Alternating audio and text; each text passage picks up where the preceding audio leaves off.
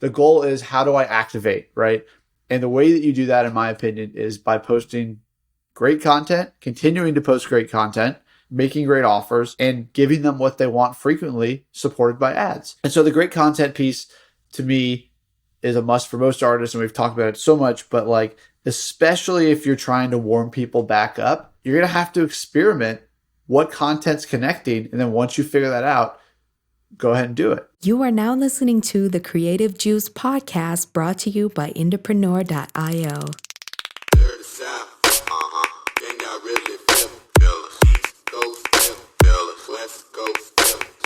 What's up, Indies? Welcome back to the Creative Juice podcast. I'm your host, Jack McCarthy. This is episode 264.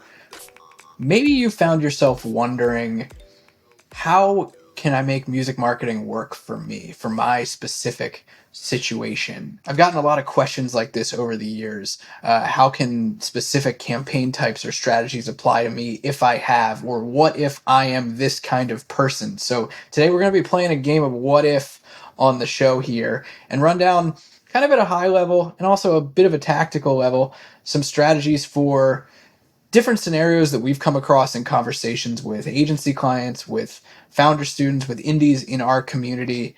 And we're going to be getting into some recommendations to hopefully help you guys out if you've ever found yourself scratching your head about where to get started based on what you've got going on.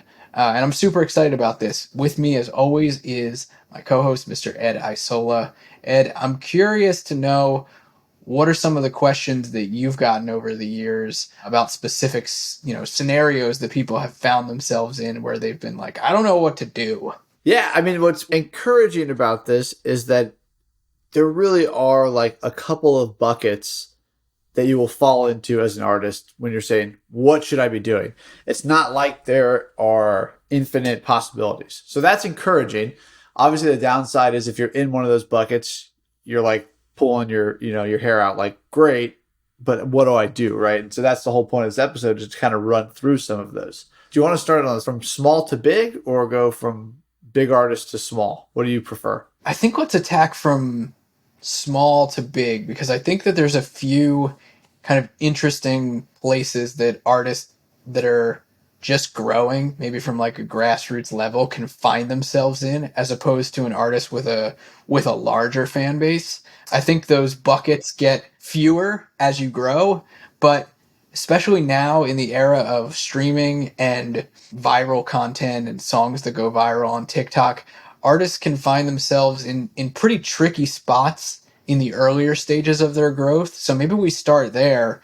This episode was actually inspired by one of my close friends who was talking with me about his music marketing and what to do. So maybe we start off with the scenario that he was mentioning, which was that in the last year or so, his audiences had kind of flipped a bit, and he's found himself where he's got an audience of a large social following online, or decently large social following online, but his streaming numbers have gone down, and he was wondering, like, how can I get my numbers back up, or what can I do to, take this following that I have and convert them into more active listeners as a starting point. That was kind of his first question, which I thought was a good one. And it's one that a lot of artists find themselves in. It's like, I feel like I've got this stagnant, unactivated fan base that I've built up on social media, but I can't get them to do the thing that I want them to do, which in this case was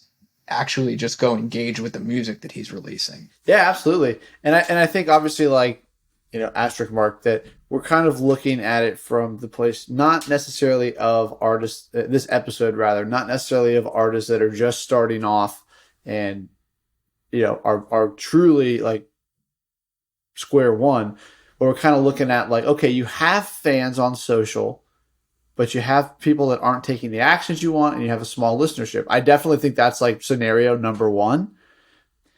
And I think that the thing that people kind of take for granted in that situation is like, you have fans. Like, at one point, those people, if they're not active now, they were active. And like you said, you could have super viral videos.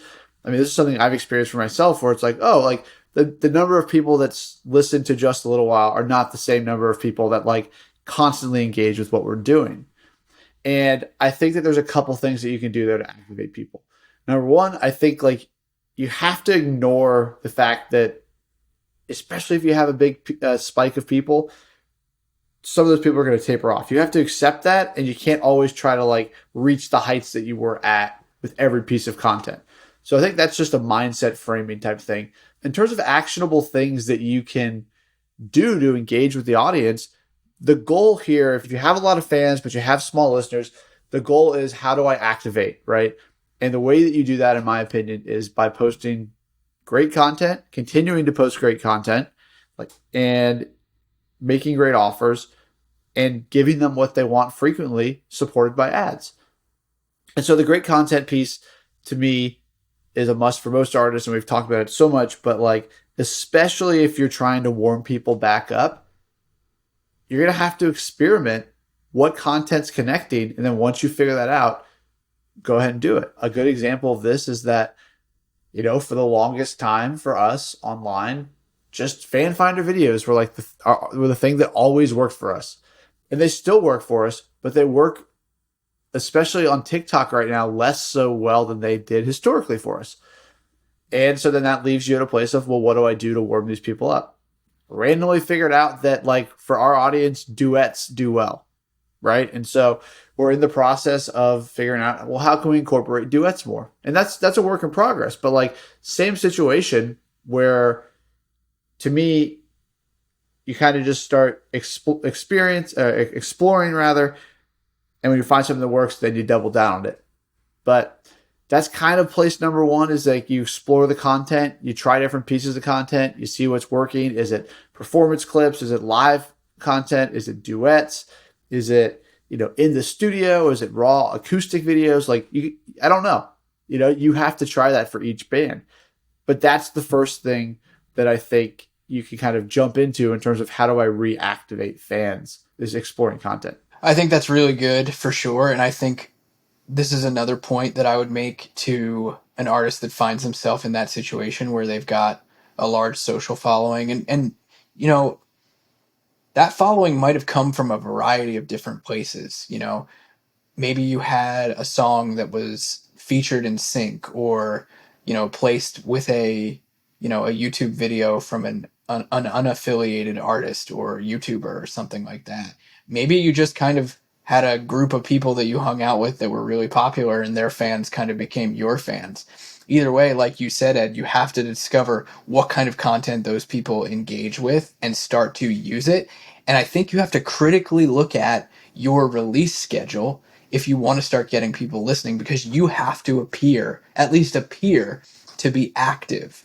And it can be challenging if you don't feel like you want to be a content creator. But again, if you've got a social following, you need to start being social with them online. And then tying that into the releases that you're making, releasing music on a regular basis to start to move them in the direction of being listeners is the next thing that you would do. And I think there are two ways to start to approach that and amping up that growth from there. And that's running two different types of advertising campaigns, or specifically thinking about two targeting sets. One, you should think about that warm audience that you've built up. And I would, speaking strategically, I would kind of approach this in two ways. With your warm audience, I would be going wide after your whole warm audience. So think about, video viewers of your content, think about your followers and your profile and page engagers, depending on where, your following is, and what kind of retargeting you're doing. Let's use Instagram as the example here.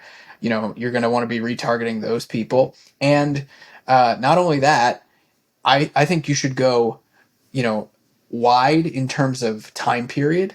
So go as wide as you can in terms of the time period for that targeted audience as you can, and then have a separate set for a tighter time range. So maybe, going for 180 days versus, or 365 days versus 30 days or 90 days, and see which starts to garner the most impact, because you might be getting, the warmer people that have more recently come into your world or engaged in your world versus people who dropped off recently, and you might have a more effective ad targeting the tighter window. I think that that's important to consider when looking at warm audience advertising. And in terms of doing that, putting your content that you're putting out into those campaigns and swapping them in and out. We go over a lot of this process in our dollar a day traffic training inside of IndiePRO. We'll link to that in the show notes. If you haven't become a member of our IndiePRO community, you absolutely should.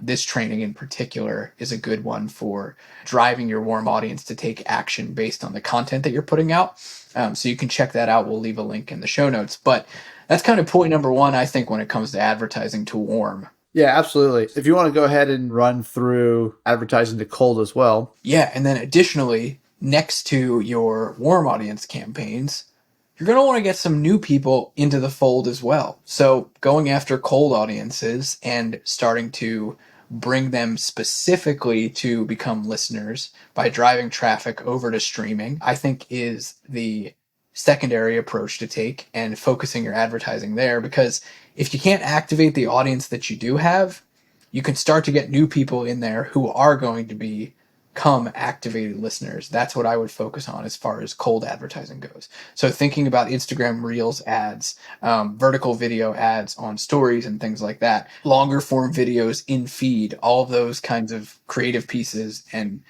types of content placements can work well for driving listenership around the music that you're putting out, both to warm and to cold audiences. And what's cool about, cold traffic type campaigns, a lot of times they do pick up your existing warm audience in them as well. How these platforms often work is if you're doing the targeting work and you're putting out content that your people are going to like, they'll get wrapped up in the campaigns as well. So something to consider there, as well as you're kind of pumping the volume on your new listener acquisition, is you don't have to focus solely on the fan base that you do have on social. They're one component, but you do need to get fresh blood in. And then, you're creating an ecosystem where new people are going to go listen and then they're going to follow you.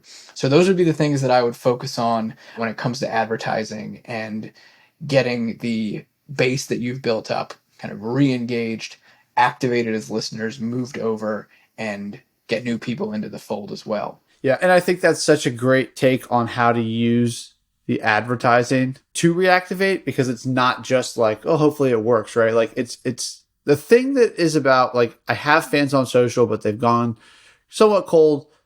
How do I reactivate? Like I was saying earlier, you have an audience that does know who you are, even if they don't remember. So like what you're going to see, and this is actually something that I've kind of been following along myself, where like, if you're on TikTok, Noah Khan is super popular and super popular now, but he talks all the time about like, oh, if you've been, here since 2017, 2018 listening, like, I'm glad that you're here for this too. And so like, there's this resurgence almost. He's a young guy, but there's this resurgence musically of where like he had a song or two that were super, super popular.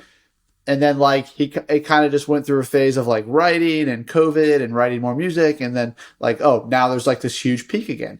And I think that is something to keep in mind.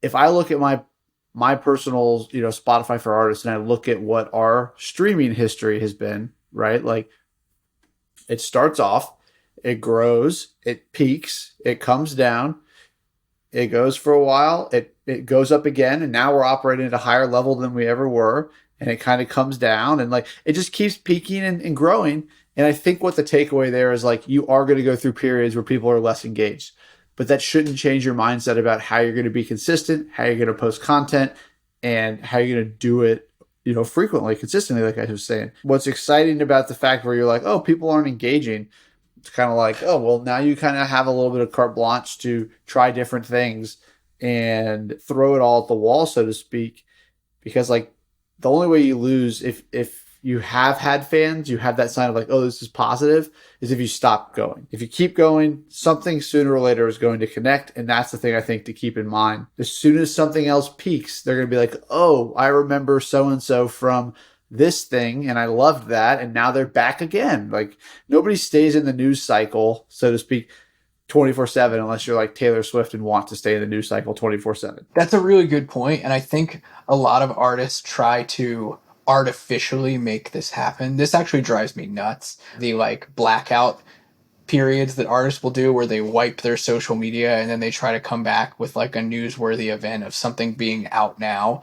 And, massive artists can do this, and, I think it works to some degree for them. But then you see artists that aren't Taylor Swift try to do it, and like out now is just not a newsworthy thing, or like, oh my gosh, they wiped their social media and so we should be expecting something, is really just like not a great way of doing it. And in fact, I think it can have a negative impact on artists that are trying to re-engage their fans and have something to look back at and be reminded of why they got involved in the first place. If everything is gone, I think that can be really, really damaging. In fact, one of the recommendations that we make at IndieX for artists that, and this was an idea that you had, Ed, for artists as far as like a social media like content play in one of our playbooks, is like, rather than just go dark and disappear and then reappear, it's better to tell people I'm taking a break for a minute than it is to just disappear for a second, reappear, 24 hours later or a week later or a month later. If you're not a massive, household name, Taylor Swift, it works better to kind of over communicate that with your fans and set them up for an expectation of some kind, or set them up for a reason to, stay in the loop with what you are going to do. It drives me nuts when it puts you in a really difficult spot when you try to follow the Taylor Swifts or the Beyoncés or the John Mayers or, whoever, really. Anyone who's a massive kind of household name, like, don't follow the things that they're doing. A lot of times it's just not applicable, or it's just plain like bad marketing. Yeah, like I was saying, I think what is interesting about this place is that like you do have the freedom to try things again and to explore. And so I think keep that in mind as you kind of start to go through this process. If you are feeling like, man, I had this moment and now nobody on socials cares, really, to me, consistency is the key thing. Like we were both saying, people will pick up on or not pick up on what's going on. You'll inevitably have more visibility on certain posts and other things, but like at the end of the day, just consistently telling the message and saying what you want to say is the key thing, because as soon as you have a moment, people are going to go back and read it all, right? Like everything's going to all of a sudden be like flooded. So really, I guess what I'm saying is if you have a lot of fans on social or you have a big fan base, but they're not activated right now, the warm and the cold ads that Jack was talking about are awesome. And the consistency, both with posting, with content, and with new music releases, like Jack said, those are the things that are good, as opposed to, I'll be back in 2 years and hopefully you're still here. Like, just keep posting, keep creating. For sure. Yeah, for sure. I think this kind of transitions nicely into some of the other buckets that artists might find themselves in. The next one kind of being, if you find yourself in a place where you've got, a decent listenership, a lot of streaming numbers, you've got a lot of monthly listeners, and that's kind of happening, but your social following doesn't reflect it, or those people are just kind of hanging out on Spotify and there's no way for them to engage with you, or they don't know where, or they haven't engaged with you beyond that. And I think this can happen to artists for a number of reasons. Maybe they got placed on a playlist. Maybe they had a song that they collaborated on and that went really viral, but it was with an artist that got another artist that got all the attention or something like that. There's tons of reasons that you can find yourself in this. I think like buying playlist placements can put you in this, which that's a whole nother topic that we don't need to get into, because it can kind of be, if the followers and the streaming numbers aren't real, like I think what we're about to say doesn't really apply here, but assuming that you've got real numbers on streaming platforms and you're trying to get them to start to be a fan on socials and come over, I think that there are some action items that you can take and some strategies that you can start to use. The first of which in my head is like, look at the artists that are in your fans also like on Spotify and start to identify like how much of this is true, how much of this rings true, and of these artists, like how many of them or which of them are targetable interest for me in terms of advertising. And what I would recommend you start to do, because you're kind of working with a black hole, a data dark spot where you can't do a whole lot in terms of retargeting these people apart from like Spotify Marquee, which is really just trying to get more listeners. You can't do a ton in terms of re-engaging these people on the streaming platforms. But what you can do is you can look at your, similar artist data and start to put content in front of fans that like those artists and get them engaging with you or reminding them of the song that they love that they're listening to. You can look at your listener data and the songs that are getting the most plays, the most streams, getting playlisted the most often, and use that kind of as your lead content on social and on ads to get those people onto your profiles. So maybe you would drive traffic directly back to your profiles or try to build up video viewer audiences that you can then retarget. That's the stuff that I would focus on if you found yourself there. Additionally, if you are in a place where you collaborated with another artist or a group of artists, I would think about making co-branded content to kind of work to pull that audience over organically and in ads, but work to make co-branded content if you can do that kind of thing. If you've got like a featuring spot or produced a track with somebody or somebody produced a track for you and a lot of the audience kind of went that direction, I would work to continue that collaboration on the content that you make. Yeah, absolutely. The one thing that I would add to this, I think those are all great. Like you're in a kind of hard spot if you have streaming numbers, but you don't really have any fans, especially if you're going down the path of playlists, because a lot of playlists are sometimes just background music or that kind of thing where like, oh, your song's played a lot and people might know the song, but also might just be played on like a Spotify coffee house playlist and it's getting streams, but not like active listeners. But the one thing that I think you can do here, if you have large streaming numbers, and you should do really first, it's easy, is set up a texting service and put the number as the backdrop of that. It's something we've talked about before, and it's something that will not work forever, but you will capture people. Definitely gray hat. Yeah. But I mean, like, we put it up on our Spotify, and when just a little while was going viral, and we said, like, text us at 502, whatever our number is. Yeah. It works. And it worked. People would text in, and here's why it worked, though. It worked because people saw that, and I can't tell you the number of text messages that we got that were like, is this real? Right? Because you text 502, blah, blah, blah, sends you back a message, hey, sign up for the text list, you'll get music and content and whatever. And it's like, okay, they're in. Then is this real? Is this the band? At which point it actually was us, because there's 5 or 6 of us at the time manning the whole thing and responding to everybody and having all these conversations. And it was a lot, but those people are now coming to shows. And so like setting that up was such a great thing, because it's like this fishnet of like, here's the only way we can get in touch with these people directly through streaming without spending a bunch of money on like questionable Spotify ads. So that's my one addition to what Jack was saying, but I think you hit the nail. What does it say? You hit the nail on the head. Hit the nail on the head. There you go. Yeah, I love that recommendation for sure. And I think, like you said, it may not work forever. There's definitely some verbiage in Spotify's terms of service that place this in a kind of questionable spot. It's something that you could test out at your own risk. It's worked well for the 502s. We've seen it work well for other artists also.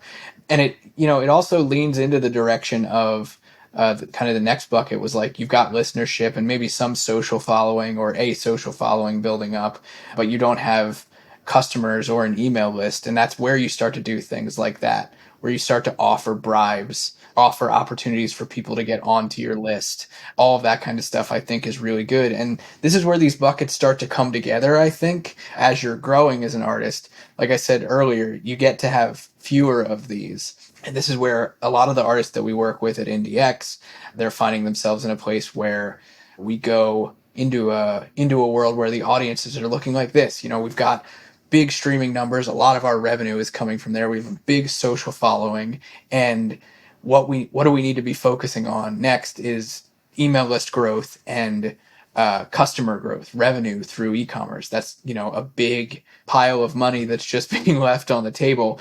And strategically speaking, what I would recommend if you find yourself there, and like I said, this is where the the lines start to get blurred for these buckets, similar to having a big listenership and a social following growing, where you want to be focusing on email list bribes, or opt-in offers, if you don't want to call them bribes, free offers to get people onto your list. That can be for content, that can be for behind the scenes look, that can be for so much other stuff. Really anything you can dream up that you might want to give your fans for free. It could be early access. All of that kind of stuff works really well to convert not only listeners, but also social followers into email list subscribers. Then if you can start doing merch drops around the singles that you're releasing, I think if you're kind of doing waterfall releases where you've got singles dropping on a recurring basis, if you can drop a piece of merch with those exclusive merch, make it limited run, that kind of stuff can work really, really well for starting to grow an email list and a customer list and build up revenue.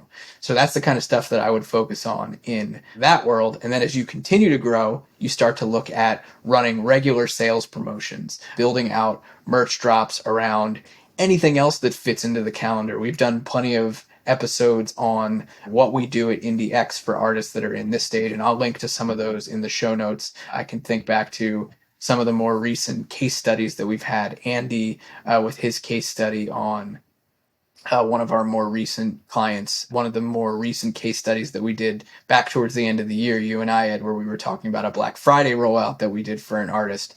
These are all artists that kind of fit in that bucket of big social following, big streaming numbers, need to grow the email list, need to get these people engaged. We could go, forever probably talking about that, but from a very, very high level strategy, that's the kind of levers that I would recommend pulling there. Yeah, and honestly, that's probably I like how you said that this is where what we were talking about earlier in the episode starts to come together.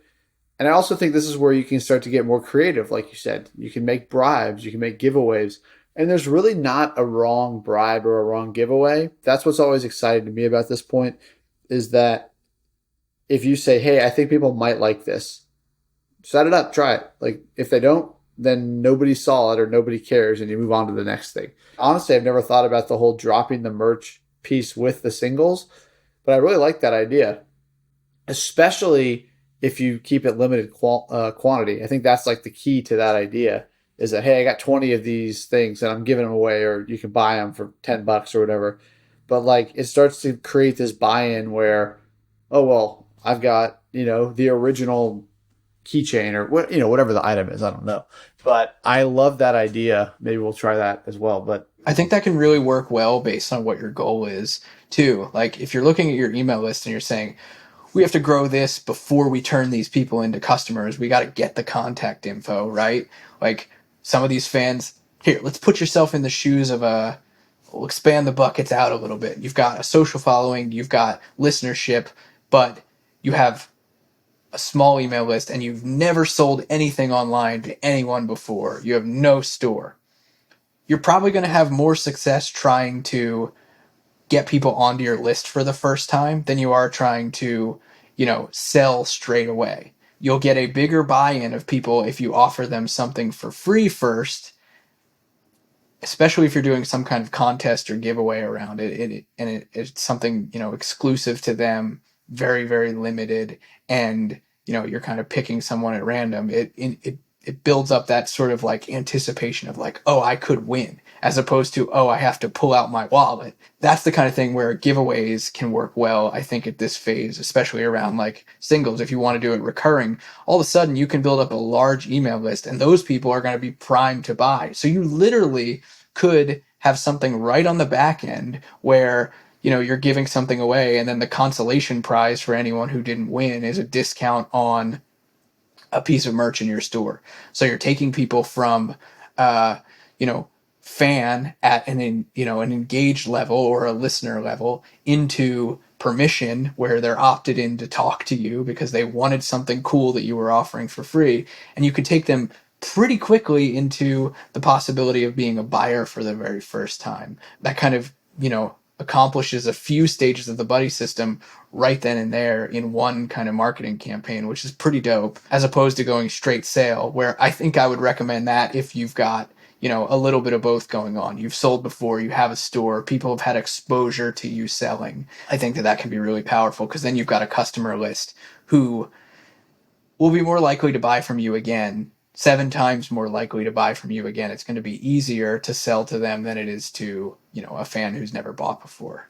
Yeah, I mean, I think there's a lot of opportunity and a lot of options, and exploring to me is kind of the key. But what I think is really cool about that, like you said, ultimately you want to create customers, and that's who's going to keep buying from you. I feel like what I would recommend is like list at the end of this episode, listening to it. It's the most basic training we have, but like the buddy system training really, I feel like allows you to implement this stuff. And I would encourage you to go listen to it and watch it. It's a couple hours. You can do a little bit a day for a week or just knock it out, whatever. But I think what understanding that does is really the foundation for what Jack and I are talking about, which is, if I'm here, what do I do? If you understand where the buddy system is, which is essentially just saying, hey, you have fans in these buckets of their journey with your band. When you understand that and you kind of are able to internalize it, you can do what we're doing, where it's like, well, it's all hypothetical, right?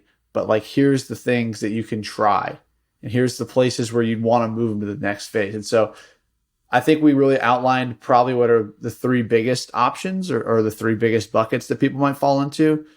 But learning more about this and being able to do it yourself and understand that like your career is going to move throughout time, and what works for you now won't work for you down the road, and that whole thing, that would be my recommendation as like a continued learning thing if you're interested in it.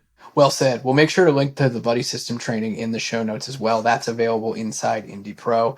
So if you haven't checked it out, that can, like Ed said, give you a framework to think about your entire fan's customer journey and how you take people through those different stages of awareness and relationship with you, from, the day that they become a fan and discover you, through the engagement stage where maybe they're a cold listener that's just kind of hanging around, or they're a fan on social media, how you take them through becoming a subscriber, becoming a customer, becoming a repeat customer, and ultimately being a raving advocate that wants to scream from the rooftops about everything you do. That's a lot of what we walked through today, both from like a high level strategic process and hopefully some tactical stuff that you guys can apply depending on where you fit. And if you're asking yourself, what if I am XYZ, or I find myself in this scenario, hopefully some of the stuff that we ran through today gives you a starting point and some action items that you can take in your own music marketing right away. So I hope you guys dug this. We'll be doing more episodes like this for sure, and diving in more into case studies from IndieX to give you guys as much information and up-to-date strategy and tactics that we're using that you guys can apply to your own music or to the music of the artists that you're working with. So I hope you dug it. We'll catch you guys next time on Creative Juice. Peace out, Indies. Can y'all really feel us? East Coast, feel us, West Coast.